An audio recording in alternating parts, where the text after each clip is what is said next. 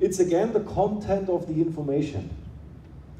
You know, it's the same like when you talk to somebody about a topic, depending on what you tell this person, you know, you create a positive resonance or a negative, depending on what you tell, but the content of the information, which is the frequency.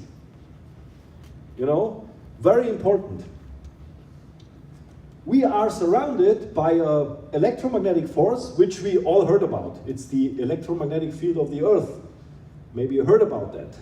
If we could make the electromagnetic field of the Earth hearable, I can do that with this little gadget here. If we are quiet now, can you hear that? Yeah. It sounds similar like a Geiger counter. So this is a little gadget which is capable of sensing electromagnetic waves. So for example, if I go closer to this projector, can you hear that? Yeah. Then there is an electromagnetic wave exposed by this here. You know, remember that, because in about 5 minutes we will use this again, and I will exactly explain you something which refers to exactly what I told you right now. So remember that. I love this picture. This is the Earth and this is the Moon. This planet has an electromagnetic field, its own. This planet doesn't have it. Looks pretty sad, right? Yeah. You know why I love this picture? Because I always see something different when I look at it. This is a healthy cell and this is an ill cell. The cell, you know, it's the smallest building block inside our body. So, in other words, when a human cell or a planet contains of its own electromagnetic energy, it is capable to live. It is capable to develop itself. Oh, thank you very much, that's good. Mm-hmm. If the cell or the planet has no electromagnetic force at all, nothing happens.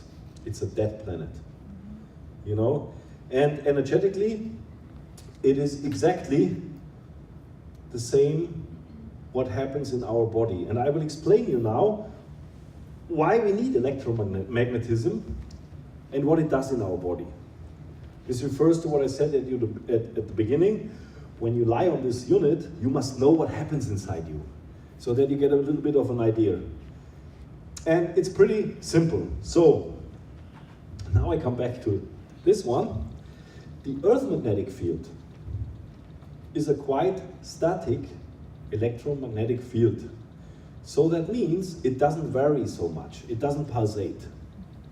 So if I would make it hearable, which I cannot do because it's very, very low intensity, it would sound like a little bit like this.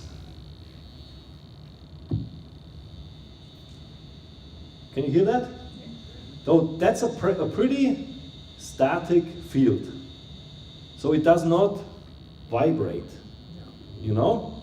So remember that, thank you. And now, if we look at our cells, we have all these chemical processes. I will talk about this later. Metabolism, mitochondria, ATP, we will discuss that quickly. But I want to make you aware of one very important thing. And those are these white bubbles here. Those white bubbles here, we know them as ions, I-O-N, ions. You know the term ions from your smartphone, because your smartphone is equipped with a lithium-ion battery. Maybe you heard that, right? And your smartphone has a lithium-ion battery. Why? Because the lithium-ion battery gives you the energy to drive the smartphone. In the same time, when the energy is not there anymore, you can recharge this battery. What happens when you recharge a lithium-ion battery is very simple. Those little ions, they are also inside your lithium-ion battery. When you apply a magnetic field from outside, which you do by utilizing the charger. By the way, the next generation of iPhones and Samsungs, you don't have to plug them into the USB anymore. You can charge them by putting the iPhone simply on a mat. Because there will be a coil inside in this mat which creates a magnetic field, And this magnetic field kicks the butts of these ions. And they start moving. By moving, they create a potential current. And lithium has the capability of storing this current within the battery. This is how you charge the battery of your smartphone. You know, why I explain to you this? Because your body works exactly the same principle. So by applying an impulse from outside, and now comes the point. I told you the Earth magnetic field is quite static. So how do we transform the static electromagnetic field of the Earth into an impulse? I can demonstrate it to you by moving. Do you hear that?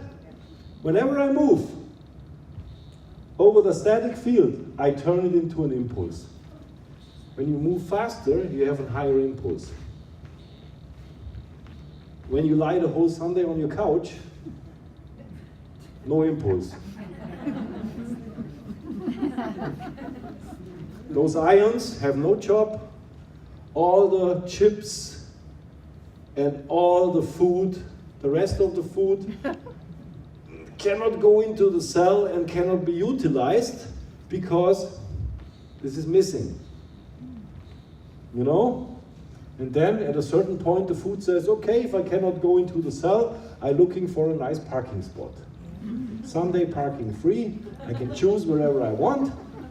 You know? This is how we gain weight in very simple terms. Now you get it, right? So if you move a lot, what happens is your ions start moving, they create the so-called membrane potential. If the membrane potential is very high, the permeability of the membrane, the cell membrane here, increases, which leads to a better absorption of minerals, nutrients, and oxygen, which then leads to a better production of ATP, adenosine triphosphate. This is what we know as energy. The more ATP we produce, the more energy we are containing. You know, and of course, the less weight we will gain because we utilize our stuff, what we eat and drink. And that's why we are designed to move, because of this effect.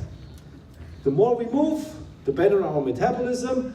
The better our metabolism is running, the better the absorption, the better the ATP, the better the energy content of our entire body.